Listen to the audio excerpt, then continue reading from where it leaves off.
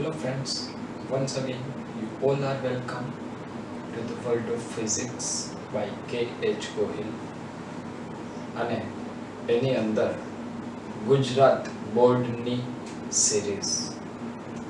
તો હવે આપણે ગણવાના છીએ ઉદાહરણ નંબર 2.1.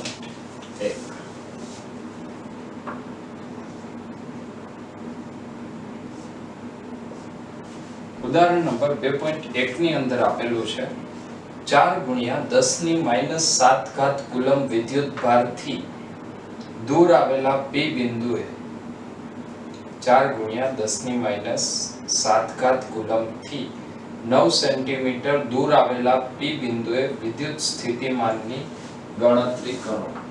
એની અંદર પહેલું તમને કીધું છે વિદ્યુત ભારનું મૂલ્ય આપેલું છે Q = 4 × 10⁻⁻7 કુલમ. ત્યારબાદ અંતર આપેલું છે 9 સેન્ટીમીટર. આ જે 9 સેન્ટીમીટર છે એને આપણે મીટરમાં ફેરવવા પડશે અને શોધવાનું છે સ્થિતિમાન. ચલો તો સૌથી પહેલા તો સેન્ટીમીટરને મીટરમાં ફેરવીએ તો એ આવશે 9 × 10⁻2 ઘાત મીટર. સ્થિતિમાન શોધવાનું છે. સ્થિતિમાન માટેનું સૂત્ર આવશે V = 1/4πε0 Q/r. 1/4πε0 એટલે એ આવશે 9 × 10⁹ * Q 4 × 10⁻⁷ divide by r 9 × 10⁻2. Clear છે? 9 બંને કેન્સલ થઈ જશે.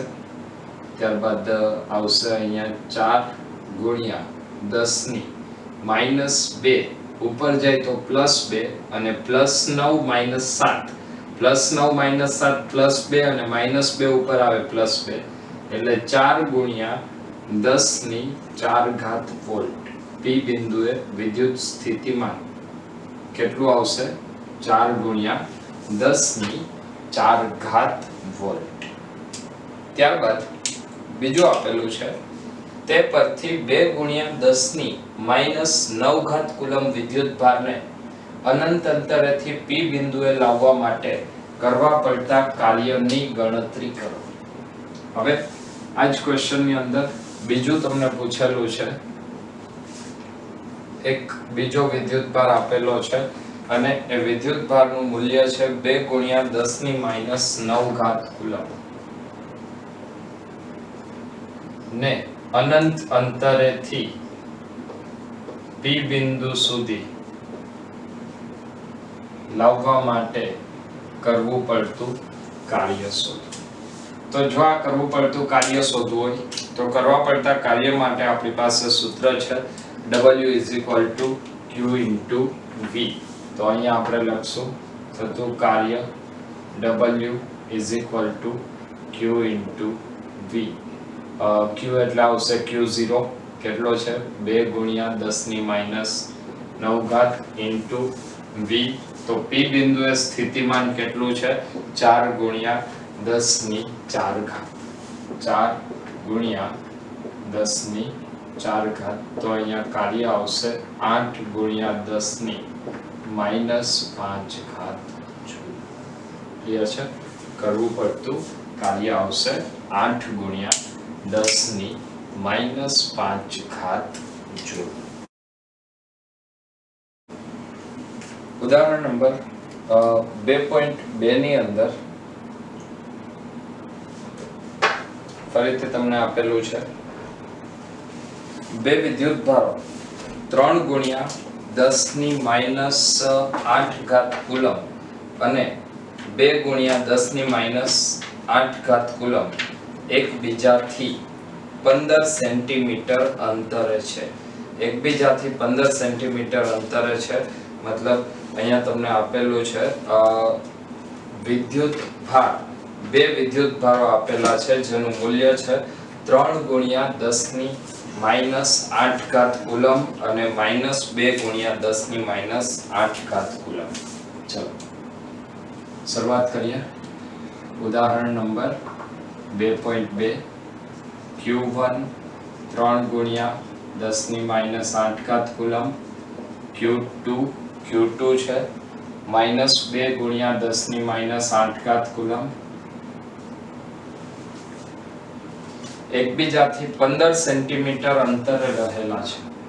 R is equal to 15 centimetre.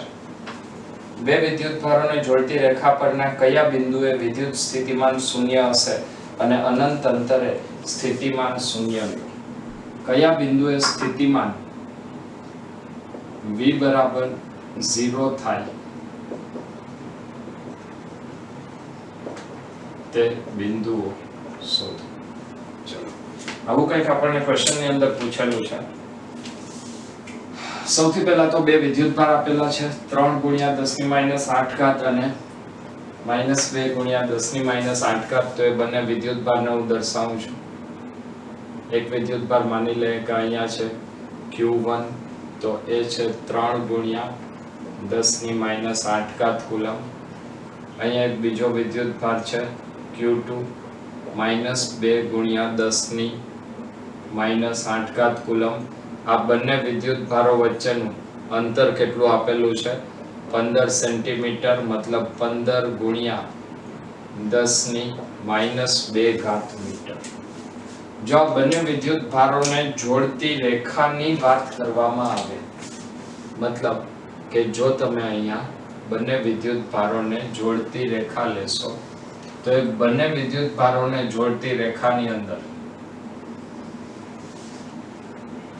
આપણને કયા બિંદુએ સ્થિતિમાન શૂન્ય મળી શકે?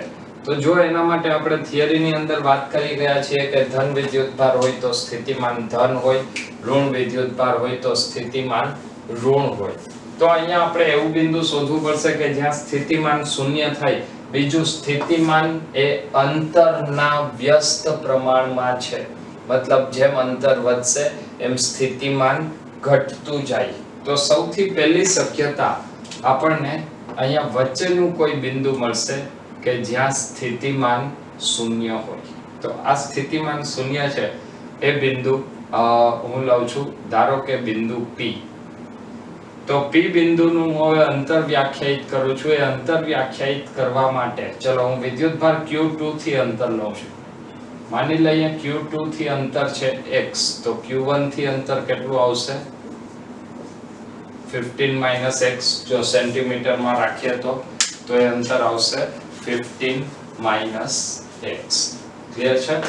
ત્યાર પછી હવે જોઈએ સૌથી પહેલી વાત કે અહીંયા બંનેની વચ્ચે જો આનું સ્થિતિમાન ધન છે, આનું સ્થિતિમાન ઋણ છે, મતલબ આ બાજુ જેમ આવતા જાશો એમ આનું સ્થિતિમાન ધન સ્થિતિમાન ઘટતું જાય, આ બાજુ આવતા જાશો એમ ઋણ સ્થિતિમાન ઘટતું જાય. એક બિંદુ એવું મળશે કે જે બિંદુએ બંનેનું સ્થિતિમાન સમાન મૂલ્યનું અને વિરુદ્ધ પ્રકારનું હશે, મતલબ ધન વિદ્યુતભારનું સ્થિતિમાન અને ઋણ વિદ્યુતભારનું સ્થિતિમાન બંનેના સ્થિતિમાન જે બિંદુએ સમાન થાય ત્યાં સ્થિતિમાન કેટલું થશે?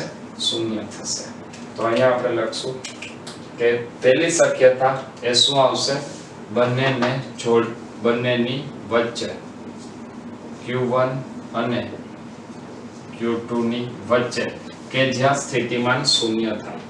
તો આપણે લખશું V1 plus V2 is equal to 0.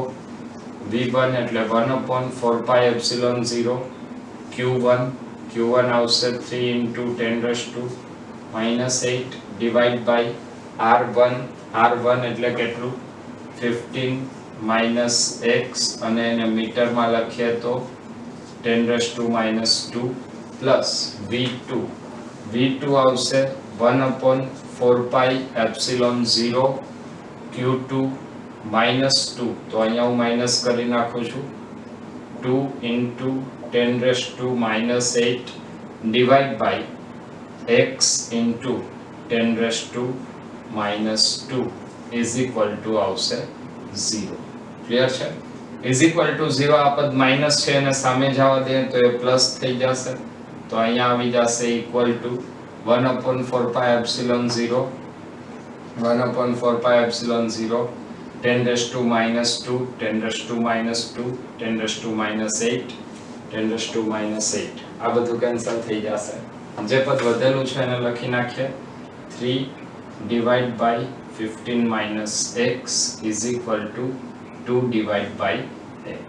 x આ બાજુ આવશે, 15 minus x આ બાજુ આવશે, તો આવશે 3x is equal to 15 બે 30 minus 2x. મતલબ અહીંયા આવશે 2x plus 3x, 5x is equal to 30. તો x કેટલું આવશે? 6 સેન્ટીમીટર. x એ અંતર ક્યાંથી છે? Q2 થી. તો બંનેની વચ્ચે Q2 થી 6 સેન્ટીમીટર અથવા Q1 થી 9 સેન્ટીમીટર. Q1 થી 9 સેન્ટીમીટર અને Q2 થી 6 સેન્ટીમીટર અંતરે હોય. ચલો ક્લિયર છે આટલું? ત્યારબાદ બીજા ઓપ્શનની વાત કરીએ તો જો ફરીથી એક વખત યાદ કરાવું કે સ્થિતિમાન જે છે એ સ્થિતિમાન અંતરના વ્યસ્ત પ્રમાણમાં છે. જો સ્થિતિમાન અંતરના વ્યસ્ત પ્રમાણમાં હોય તો અહીંયા આપણે ફરીથી કોઈ એક બિંદુ વિચારીએ. તો આ જે ધન વિદ્યુતભાર છે જેનું મૂલ્ય મોટું છે એનું સ્થિતિમાન દૂર સુધી ધન હશે અને આનું સ્થિતિમાન નાના મૂલ્યનો જે વિદ્યુતભાર છે એનું સ્થિતિમાન પ્રમાણમાં ઓછા અંતર સુધી હશે. મતલબ આપણને હંમેશા જેનું વિદ્યુતભારનું મૂલ્ય નાનું છે એ તરફ સ્થિતિમાન શૂન્ય મળે અને માની લઈએ કે એ બિંદુ છે R. ક્લિયર? તો R બિંદુનું હવે હું અંતર લખું છું. ધારો કે Q2 થી અંતર કેટલું છે? y જેટલું. તો Q1 થી અંતર કેટલું થશે? 15 plus y. ક્લિયર છે? આ બધા અંતર મેં કેમાં લીધેલા છે? સેન્ટીમીટરમાં. તો હવે હું લખું છું કઈ તરફ? Q1 થી Q2 તરફ.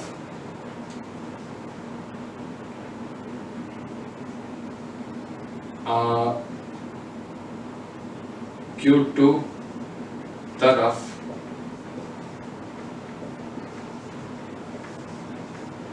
બહારના બિંદુએ. તો ફરીથી સ્થિતિમાન આવશે V1 plus V2 is equal to 0. V1 માટે આવશે 1/4 pi epsilon 0 Q1 3 into 10 raised to minus 8 divide by R1. R1 એટલે કેટલું અંતર છે? 15 plus y into મીટરમાં ફેરવવું હોય તો 10 raised to minus 2. V2 જે છે ઋણ વિદ્યુતભાર છે તો હું અહીંયા ડાયરેક્ટ લખું છું minus 1/4 pi epsilon 0 into 2 into 10 raised to minus 8 divide by અંતર કેટલું છે? y into 10 raised to minus 2 equals to 0. Clear? આ જે માઈનસ છે એને બરાબરની સામે જ આવવા દઈએ તો એ પ્લસ થઈ જશે. તો હવે 1/4 pi epsilon 0 1/4 pi epsilon 0 10 raised to minus 8 minus 8 10 raised to minus 2 minus 2 બંને કેન્સલ થઈ જશે. તો અહીંયા આપણને પરિણામ મળશે 3 divided by 15 plus y is equal to 2 divided by y. Clear? આ બંને બાજુ ક્રોસ મલ્ટીપ્લાય થઈ જાય એટલે 3y is equal to 30 plus 2y. તો અહીંયા આવશે y is equal to 30 centimetre. મતલબ ક્યાંથી? Q2 થી. તો અહીંયા લખશું Q2 થી કેટલે દૂર? 30 સેન્ટીમીટર દૂર. અને Q1 થી કેટલે દૂર આવશે? તો આ બંને વચ્ચેનું અંતર 15 વત્તા બીજું કેટલું? 30. તો 15 અને 30 કેટલું થશે? Q1 થી 45 સેન્ટીમીટર દૂર. અને કઈ તરફ આવશે? Q2 તરફના બિંદુએ સ્થિતિમાન શૂન્ય હોય. ઉદાહરણ નંબર 2.3. આકૃતિ A અને B અનુક્રમે ધન અને ઋણ વિદ્યુત ભારોની ક્ષેત્ર રેખાઓ દર્શાવે છે. એની અંદર તમને A અને B બે આકૃતિઓ આપેલી છે. એ બંને આકૃતિઓ સૌથી પહેલા આપણે લઈ લઈએ. ઉદાહરણ નંબર 2.3. એક ધન વિદ્યુત ભાર છે. ધન વિદ્યુત ભાર માટે ક્ષેત્ર રેખાઓ કઈ તરફ હોય?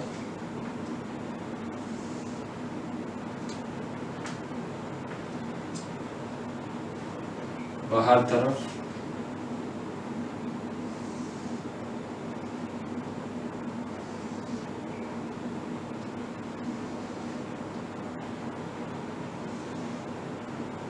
ક્લિયર છે? અને એક આવશે ઋણ વિદ્યુત ભાર. ઋણ વિદ્યુત ભાર માટે ક્ષેત્ર રેખાઓ કઈ તરફ આવશે? તો ઋણ વિદ્યુત ભાર માટે ક્ષેત્ર રેખાઓ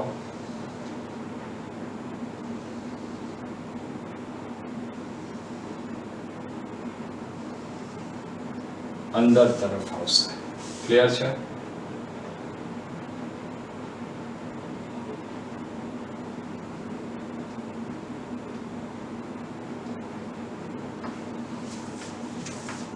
હવે ક્વેશ્ચન ની અંદર તમને આપેલું છે સ્થિતિમાનનો તફાવત Vp VQ અને VB VA ના ચિહ્ન જણાવો. એના માટે બે બિંદુઓ ફરીથી આપણે વ્યાખ્યાયિત કરી લઈએ, PQ અને AB.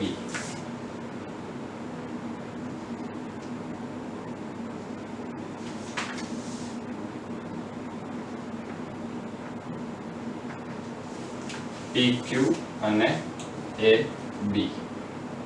ચલો, તો સૌથી પહેલા અહીંયા તમને આપેલું છે સ્થિતિમાનનો તફાવત Vp VQ અને VB VA ના ચિહ્ન જણાવો. તો એની અંદર પેલું પૂછેલું છે Vp VQ. તો Vp VQ ની અંદર સ્થિતિમાનનો જે આપણે લેક્ચર થિયરીનો ભણેલા છીએ એની અંદર વાત કરેલી છે કે જો વિદ્યુત ક્ષેત્રની દિશામાં જઈએ તો વિદ્યુત ક્ષેત્રની દિશામાં હંમેશા સ્થિતિમાન ઘટતું જાય છે. વિદ્યુત ક્ષેત્રની દિશામાં સ્થિતિમાન ઘટતું જાય છે. વિદ્યુત ક્ષેત્રની દિશામાં સ્થિતિમાન ઘટે, આનો મતલબ કે તમે વિદ્યુત ક્ષેત્રની દિશામાં એટલે P થી Q તરફ જાઓ તો તમે ક્ષેત્રની દિશામાં જાઓ છો. તો ક્ષેત્રની દિશામાં જાઓ તો Vp કરતા VQ નું મૂલ્ય નાનું હોય. મતલબ અહીંયા Vp આપણે શોધવાનું છે તો અહીંયા શરત શું આવશે? વિદ્યુત ક્ષેત્રની દિશામાં જાય છે તો સ્થિતિમાન ઘટશે એટલે Vp is greater than VQ હોવાથી Vp VQ એનો જવાબ કેવો મળશે? greater than 0. મતલબ આનો વિદ્યુત સ્થિતિમાનનો તફાવત આવશે ધન. ત્યાર પછી એની અંદર પૂછેલું છે VB VA. VB VA. તો ફરીથી અહીંયા આપણે જોશું, મેં તમને શરત શું કીધેલી છે? જો વિદ્યુત ક્ષેત્રની દિશામાં જઈએ તો સ્થિતિમાનમાં ઘટાડો થાય. વિદ્યુત ક્ષેત્રની દિશામાં જઈએ તો સ્થિતિમાનમાં ઘટાડો થાય. હવે અહીંયા કીધું છે VB VA. VB VA. તો VP VQ આપણને ધન મળ્યું હોય, VB VA. તો ફરીથી અહીંયા તમે B થી A તરફ જાઓ તો વિદ્યુત ક્ષેત્રની દિશામાં જાઓ છો અને જો વિદ્યુત ક્ષેત્રની દિશામાં જાઓ તો એમાં સ્થિતિમાનમાં ઘટાડો થાય એટલે VB નું મૂલ્ય મોટું હોય અને VA નું મૂલ્ય નાનું હોય. મતલબ VB નું મૂલ્ય જે છે એ VB નું મૂલ્ય કરતા VA નું મૂલ્ય નાનું આવશે અને VB કરતા VA નું મૂલ્ય નાનું આવશે. આનો મતલબ કે VB is greater than VA. તો ફરીથી VB VA એ કેવું મળશે? greater than 0. greater than 0 એટલે કેટલું? ધન. ક્લિયર છે? ત્યાર પછી બી એની અંદર પૂછેલું છે એક નાના ઋણ વિદ્યુતભારની Q અને P તથા A અને B બિંદુઓ વચ્ચેની સ્થિતિ ઊર્જાના તફાવતના ચિહ્ન આપો. મતલબ તમને અહીંયા કીધેલું છે Q અને P અને A અને B બિંદુઓ વચ્ચે સ્થિતિ ઊર્જાના તફાવતના ચિહ્ન આપો. હવે જો આપણે અહીંયા સ્થિતિ ઊર્જાની વાત કરીએ અને કેના માટે કીધેલું છે નાના ઋણ વિદ્યુતભાર માટે, તો સૌથી પહેલા તો અહીંયા આપણે એ જોઈએ કે સ્થિતિ ઊર્જા છે એ કરવું પડતું કાર્ય છે.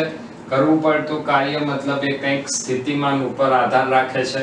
તો જેમ તમે ઋણ વિદ્યુતભારને, અચ્છા જો તમે ધન વિદ્યુતભારને લઈ આવો Q થી P તરફ, જો તમે Q થી P તરફ ધન વિદ્યુતભારને લઈ આવો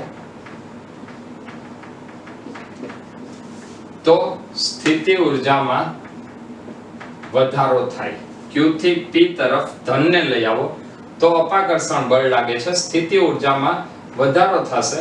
તો જો તમે Q થી P તરફ ઋણ વિદ્યુતભારને લઈ આવશો તો સ્થિતિ ઊર્જામાં ઘટાડો થાય. એટલે જવાબ શું આવશે? સ્થિતિ ઊર્જા ઘટે છે, અથવા બીજા શબ્દમાં કહેવું હોય તો UQ is greater than UP. UQ is greater than UP.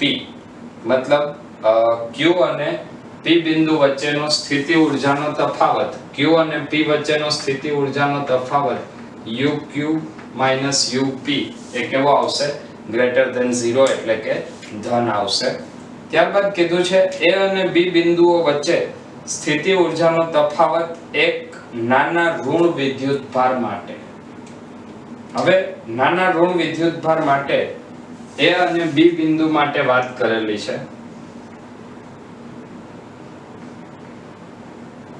તો એ બિંદુએ જો આપણે વાત કરીએ તો માની લે કે આપણે A થી B તરફ જાય છીએ. કયા વિદ્યુતભારને લઈ જાય છીએ? ધન વિદ્યુતભારને.